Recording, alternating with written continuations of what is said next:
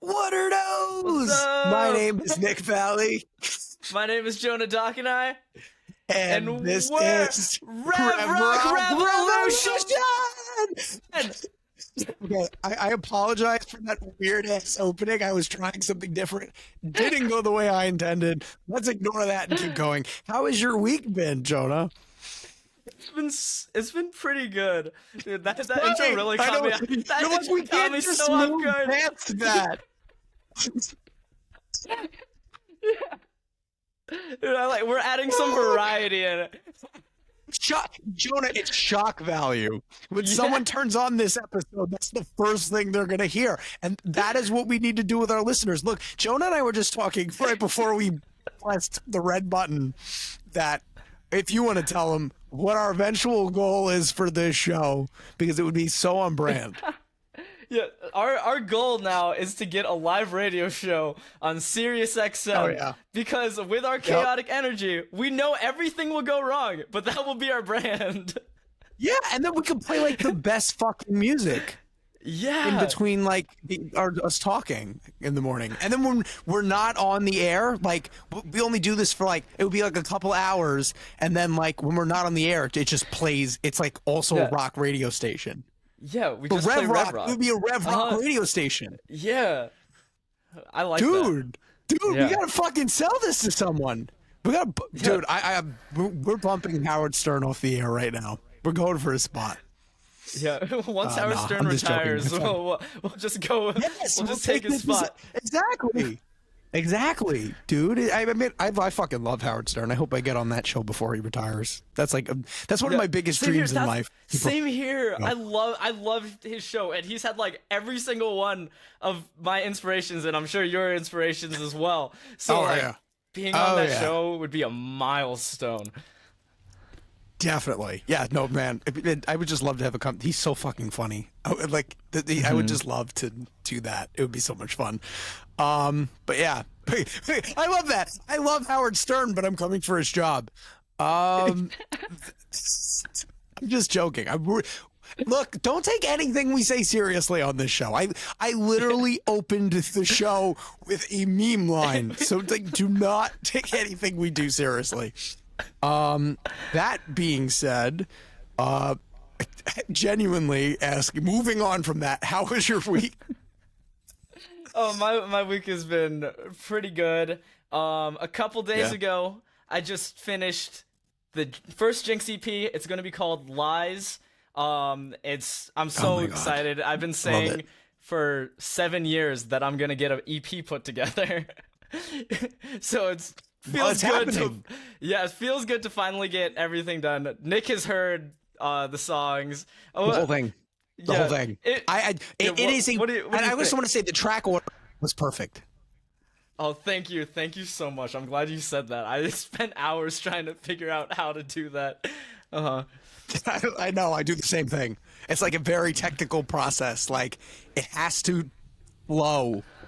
It can't just be very like jarring feeling, and it flowed. I just had it on, and it felt very natural to transition. I didn't mean to interrupt you as I normally do, because maybe I'm just an asshole. No, but, you're all good. But what were you gonna say, man? Oh, I was gonna ask like what did you think of the album? Like, what if you were gonna say like just a couple things just to like amp people up for the EP? The opening track is genuinely surprising and a different side of Jinx that we really haven't heard yet, but it's also that familiar sound that we love. So if you're a fan of Jinx and you're ready for like the theatrical and like that side, you're gonna love the opening track. The middle of the EP is just banger after banger. You already know these songs. You've heard them as singles. They're perfection, obviously. Pretty Little Lies, Dear Diary, like fucking Psycho. Like these songs. Oh, that's amazing. There is a re-recorded, redone version of Red Parade, which is like, dude, I gotta say, you fucking nailed the re-record. I have fantasies about many years from now doing like re-putting out my albums like revisited. I love when people do that shit. So Yeah. it's really cool. You're doing it within like a couple year span, which is it's genuinely like it's so you kept the intent and the energy and the vibe of the original perfectly, but you just like cleaned it up, and I love it. It's amazing. I have to say the production value overall on the EP is super impressive, actually. Like the fact that you did all that at home and like just it's really good. It sounds like it was professionally produced. So props to you. Thank you and so then much. That really means a lot. The EP closes. I don't know how much I'm allowed to talk about here. It closes with probably one of the best covers I've ever heard. And you guys, if this isn't fucking viral on the internet, there's something wrong with YouTube's algorithm. So you guys, I'm just super excited about this whole thing. You guys are just going to be listening to it in a loop like I've been. I'm super excited. So yeah, that's my review. But you knew I was going to fucking love it. So yeah. Dude, I'm even more after you saying all that stuff, dude. I'm even more amped for the release. I'm getting so pumped, dude. I fucking mean it. I would not, dude. I would tell you like, maybe we go back to the drawing board here. But like, I'm serious. It's really good. So I have nothing to say, honestly. I do the same thing, by the way. Jonah was telling me that he drives himself crazy if the mix is done. I think every artist does this to themselves. I think it's just a thing that we do. Yeah, it's hard to let go. Yeah, after you've been working on something for so long, and like you want to put out the best it could be, like you just start running circles at that very end point because you don't want to cross. You keep on running circles in your head. Exactly. You see what I did there? And you subconsciously let that one out. I swear. Oh my god. Imagine this live in person on the radio. Anyone can call in and start talking to us. I'm serious. We should just do that on like YouTube Live one day. Like just let people call into the show. Dude, I'd be so down. We have to do that. If you guys want a live stream like that, like the video. If we get 1,000 likes, if this video gets 1,000 likes, we're calling back. It's been a while since we did that. Our show is filled with callbacks. That's just like it's a common theme.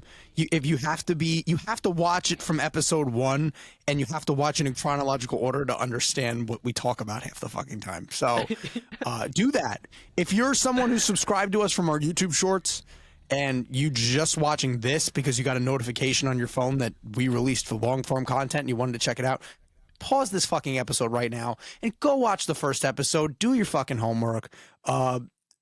Not to say that I'm not appreciative of you watching this. You don't feel like doing that and you're lazy and you just want to watch this. It's cool too. But it's not what we recommend. So yeah, that's super exciting. How's your week been? It's been good. I have to say it's been, I had some rough weeks, before this.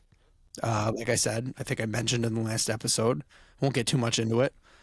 Tragedy, COVID, all the fun stuff. So, this has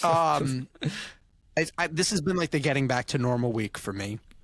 And then it's very jarring. I went on vacation. I had the tragedy happen, so I had to come back home early. I got COVID, and now I'm starting to get back on track again. And now I have to go, now that I'm finally out of the woods and I don't have COVID anymore, I have to go to Atlanta. So it's been a weird month. And my birthday was like dead smack in the middle of all of this. So, it's been very chaotic. Just like our show, my life has been very chaotic for the last month. So yeah, that's where I'm at. All right. Oh, and then this is a very important thing to talk about. On top of all of this, an entire rebrand is currently taking place. I think I'm going to address it now that I've finally made a decision about this. I am no longer a part. Okay, I'm just going to flat out say it. So, the Mythology was never a band, ever.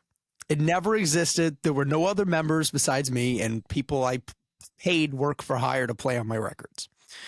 By people, I mean James. Norrell, the drummer. Shout out to him.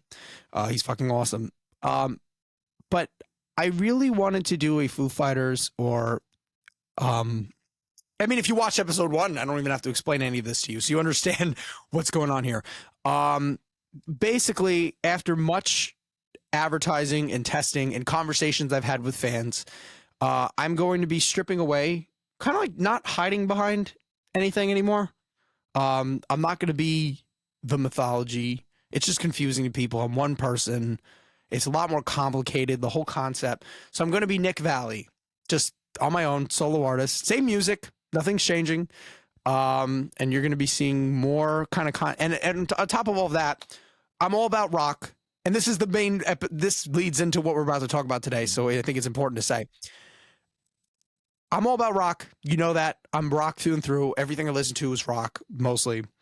But the thing is, after also advertising and testing, using the term alternative seems to be better for my branding.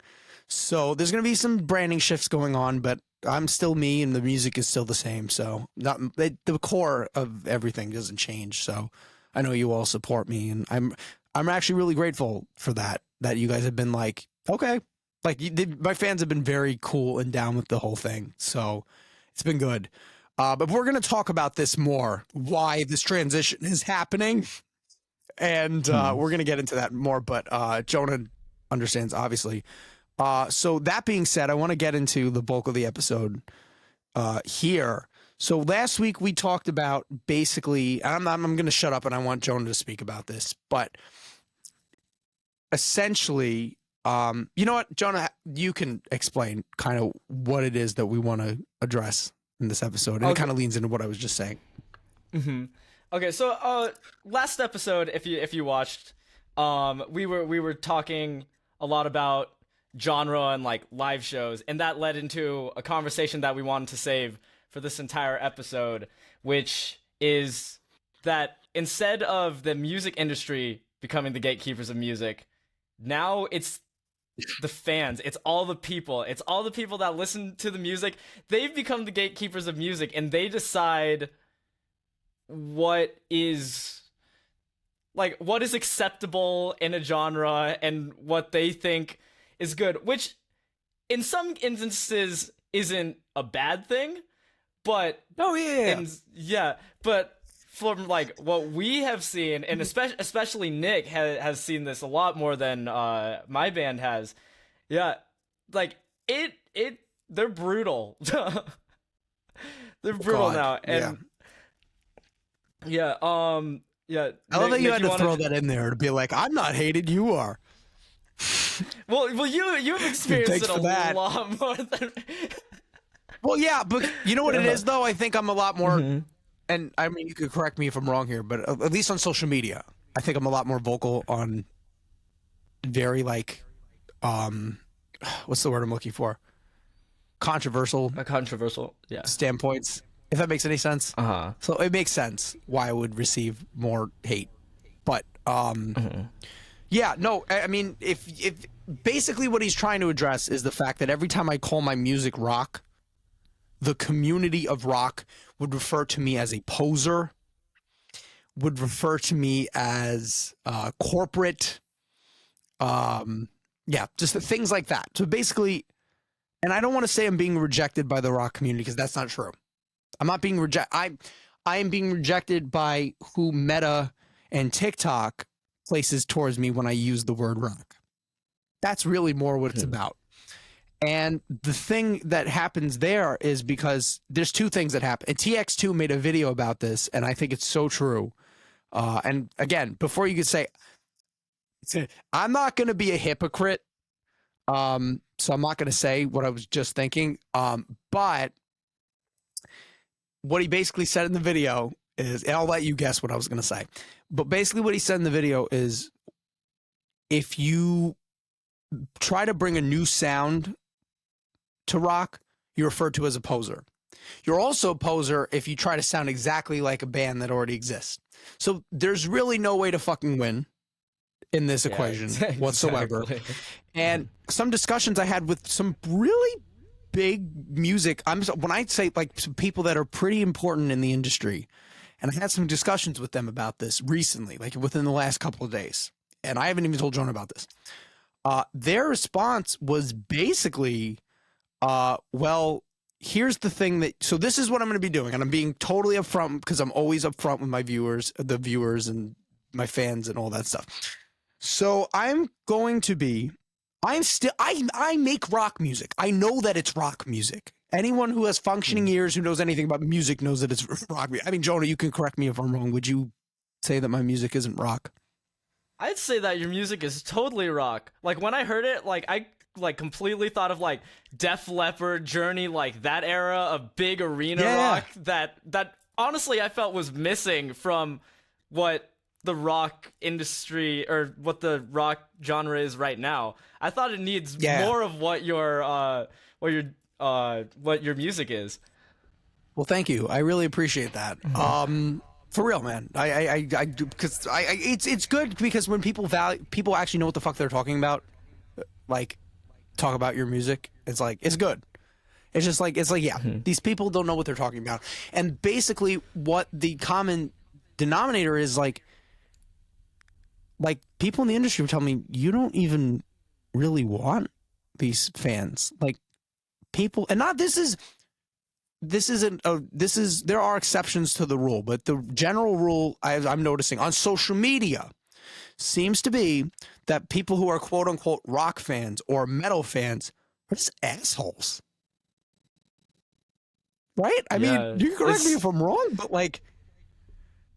they're very rigid, stuck in their ways, closed-minded, rude, hateful, vengeful, tend to act like the victim when you go back at them.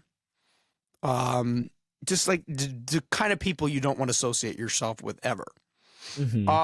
So they were like, you don't even want those fans. Like that doesn't like when I envision myself on stage at my concerts, I don't envision the whole audience beating the shit out of each other. You know what I mean? Like I'm not that kind of band or that kind of artist. I don't know about you, but like that's not the kind of audience that I really want. I don't want the aggressive, hateful, there's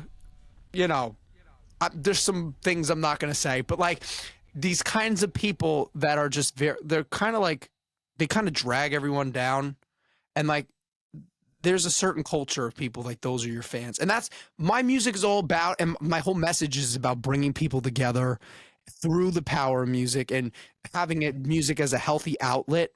So that's really not what I was going for anyway. It's kind of like I got like, I trying to target rock fans, I was kind of getting the opposite of what I was looking for.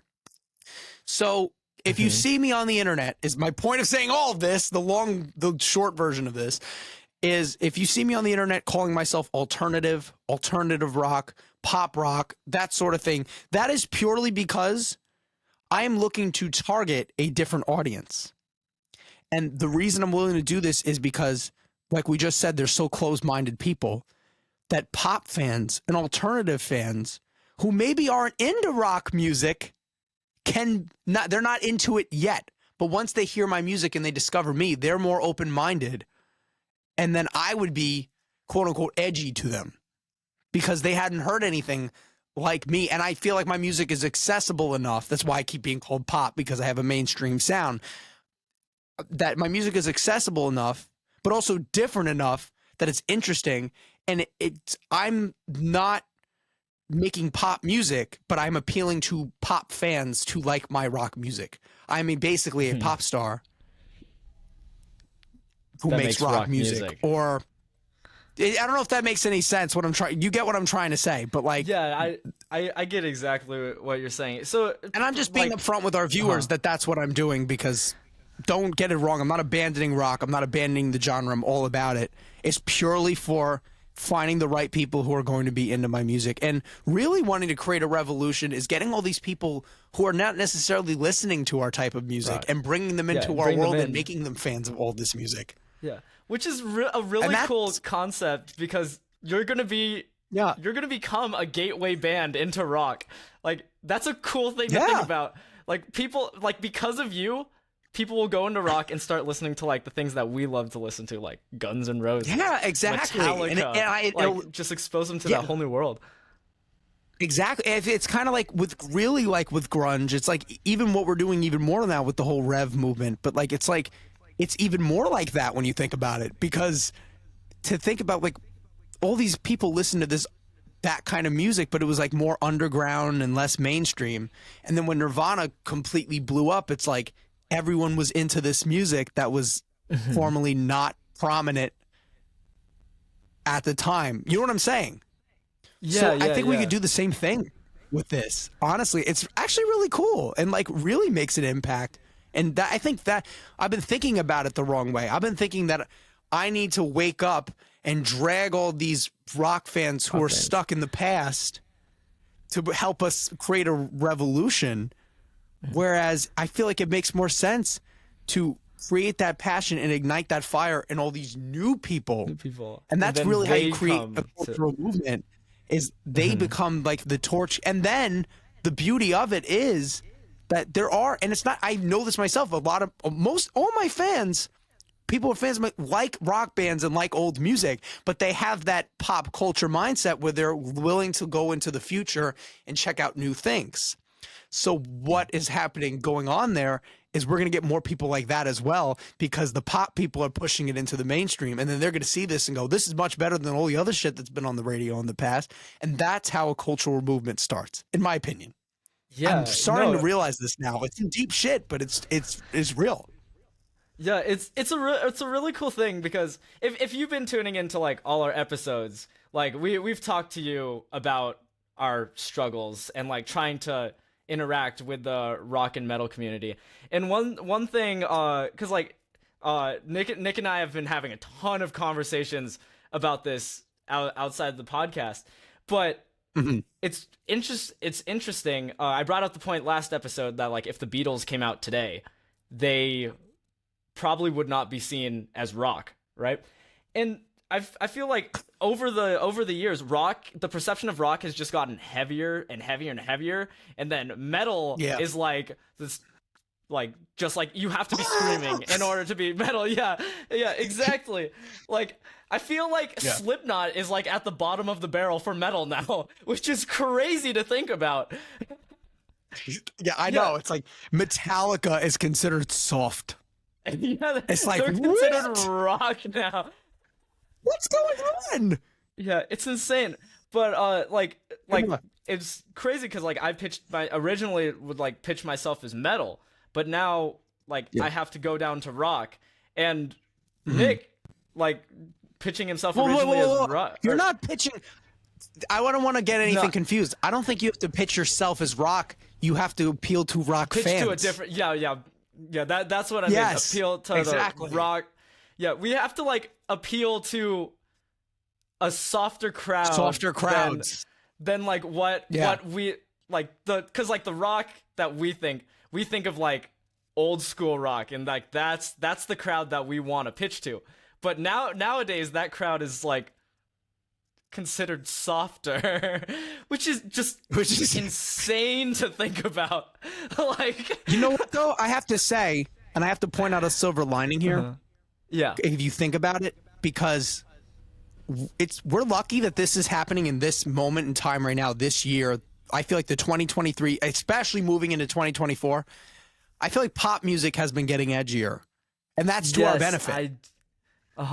Yeah, we are in the perfect time. Because like if we tried to do this 5 years ago, we'd be fucked. Like when hip hop was like everyone's favorite music, we would have been fucked. Yeah, that's so true. I'm so like, for a long time I thought that I was born in the wrong era. I don't want to be like labeled as one of those people. I know like people like that get a bad rep, but like because of the music I made, I've been one of those people too. I'm sorry. I'm not afraid to admit it. I think that I not so much anymore. I know what you're getting at. Okay. I'm gonna digress. Yeah, but now like I noticed this like when watching the VMAs the other day. Like you have pop artists that are starting to add more rock elements and starting to get edgier. We have Olivia Rodrigo that has more rock music and that more rock sounds.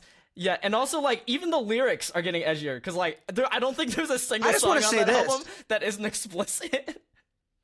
Yeah. What were you gonna say? And I love that about her. One of the many things. But I had a conversation with someone recently where they were like, I don't know why she keeps calling herself pop. I really think she's an alt artist. Yeah. No, I completely agree with that. But she appeals to the big pop audience, which is kind of like the end goal. She's able to expose herself to so many people through that pop label, even though she is so many different genres. It was crazy. I was reading an interview. She was saying that for her recent album Guts, a big inspiration to her, and she listened to it throughout like the entire time recording it, was Rage Against the Machine. I know. I saw that. Yeah, I know exactly what you're talking about. I fucking love that. It's so cool, so badass. I'm sorry. I can't help it. I can't disguise the feeling that I get from reading that article. Yeah. I don't know what you want me to tell you, man. It's like, it's so hot. Just keep going. But back to the talking about the VMAs, the Warning performed on the side stage. Let's shift this onto you for a second. That I was really impressed with their performance. They absolutely crushed it. You were impressed with their performance. I'm sorry. I'm not gonna be an asshole about this. But the Warning, and then Maneskin as well performed, right? Yeah. No. Exactly. Yeah. And then also, Demi Lovato playing like her new like rock versions of her songs. So that's like 4 rock/alt performances at the VMAs on live television. For a long time we haven't had or performances like that for a while. Exactly. And what I was gonna, I feel like, and this is, I think and I think this is a good place to wrap this up on, is I feel like calling the music alt makes sense, and I know why we've gotten to this point, because mainstream music, or like selling records, right, like that whole process. Let's start with Elvis, right? So let's say 70 years, right? Let's call it 70 years that this has been going on like this. Who's a rock artist, by the way, and would probably not be considered rock today. Probably be considered a country artist. For real, it's just crazy to think about. The king of rock and roll. The king of rock and roll would be considered country today, or bluegrass, or whatever, or blues, or it's nuts. So the thing that I am trying to get at here is, because we have been on such a journey, and because people have experimented and taken influences and brought it into the new decade, and that process has continually happened for 3/4 of a century now. If you think about it, it makes sense why I would be considered alternative, and why people like why alternative exists in the first place is because there's so many influences nowadays that nothing is pure anymore. It's real thing. I had a conversation with someone recently where they were saying to me, like, if you notice, there are so many more, and it's a I'm getting at, I'm not saying this in a negative way. I'm saying this is a beautiful thing in music and life. It's like, there's so many people now, like, not that many people are like when you have a conversation with someone and you ask them, what's your ethnic background? They're never like, oh, like for me, it's not like I'm Italian and like I'm 100% Italian. And there's nothing else in my DNA. Yeah. You know what I'm saying? Yeah, like, I take a DNA test, and I'm Italian, and I'm German, and I'm Russian, and I have small pieces of other things. Like, I'm 2% Sudanese. Like, what I'm getting at here is that almost every single person you talk to. Meanwhile, my great-grandmother was almost probably 98% Italian. which is wild. Sicilian. Yeah. Yeah, that's wild So- to think about. Uh-huh. And it's the same thing with music. My great-grandmother was born in 1930. So when you think about it that way, the way music has progressed is the same way life seems to be progressing. It's just a reflective image of that. You get what I'm trying to get at here, right? Yeah, uh-huh. It's like Like music, like the idea of rock, like Led Zeppelin or Van Halen, like 70s and 80s, like that just makes sense. But as we move forward, the idea of what is rock becomes an argument because we're just referring to old things, and it also becomes like and everyone has a different opinion on it. Because as we move forward, and there's so many influences being introduced, and we keep like no one can agree on what this thing is. Yeah, because in a way that thing is kind of gone, because like the original thing is not at all what it became with all the influences, and just became like just a merge. Yeah, unless you're ripping off that stuff, which you know, I mean, if you're one of those people, like props to you, but like, what are you doing?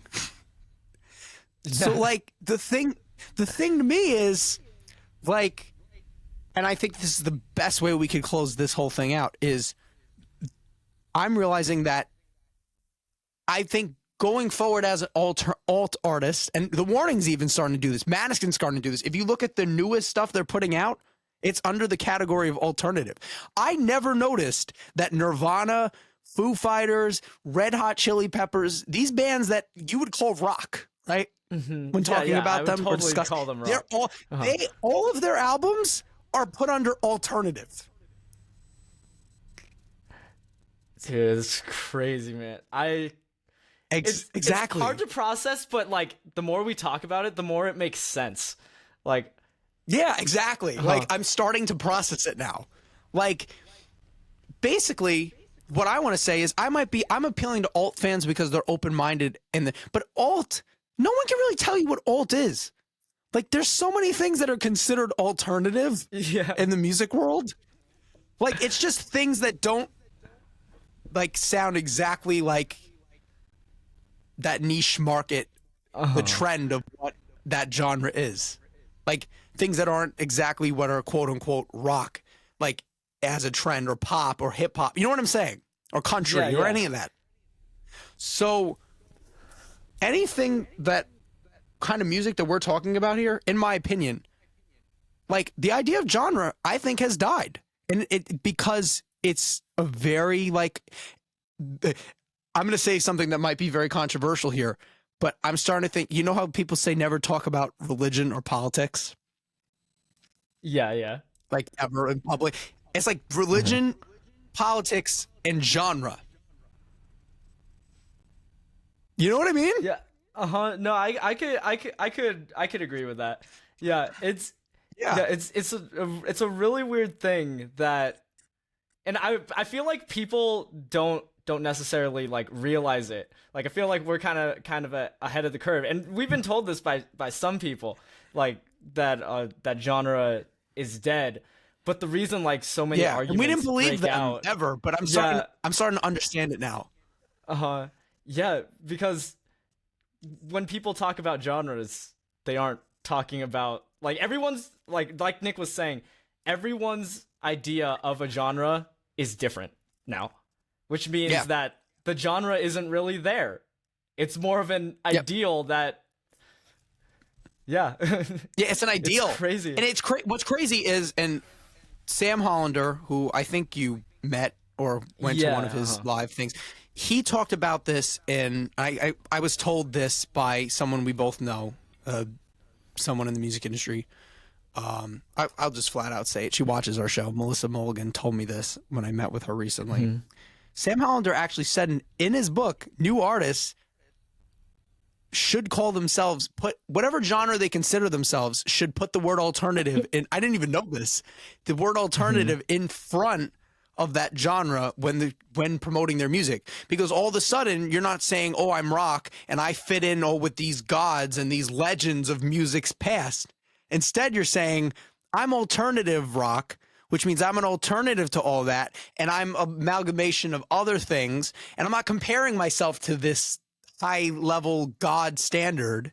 What I'm doing is saying, it allows people to be more forgiving to you. It attracts more open-minded music fans. And at the end of the day, what you really should be, alternative translates, in my opinion, to good music. To good music. Yeah. Honestly. Yeah, no, I agree with you. Yeah. And not just good music, I feel like alternative, like, for now is like good newer music. Yeah, no, exactly. Yeah. Good new music. It's just it should just be called that. That's why the whole idea of genre is a joke in 2023 and moving forward. So yeah, that's just my opinion. And it's a weird thing because, like I said about not discussing genre, it's because we hold, as much as we do, personal opinions on politics or religion or whatever.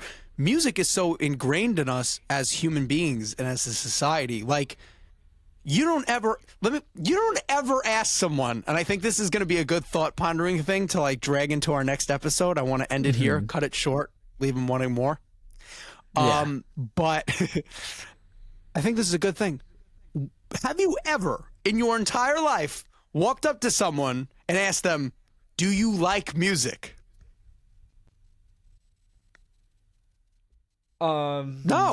No. It's just automatically assumed that people like music. Because I've never met anyone in my life who didn't like music. Now, no one can agree on what kind of music is good, or what good music is, or what the best genre is. You ask someone, what kind of music do you listen to? You don't ever ask them, do you like music? Do you listen to music? That would be like asking a fish if it swims.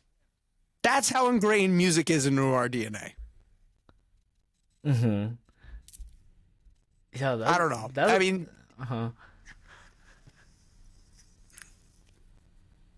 I always feel like I stump you, and I guess I always say things that are like just so like thought provoking and like I'm Plato reincarnated or something. But you get what I'm trying to say. Yeah, no, I get what you're trying to say. It did catch me a little bit off guard, but no, that does make sense. It's completely true. Like, yeah. By the way, I don't know if I'm just a philosophical genius or whatever, but all these thoughts happen in the shower, so maybe. I don't know. These are just like off the cuff things I think about on a daily basis. So maybe I am. I don't know. I've never taken an IQ test, so we don't know. But yeah, I think that's a good place to like wrap. I don't know if there's something you want to like add real quick before we go, or like I think that's a good place to wrap this up. Yeah, I think that's a perfect place to wrap it up.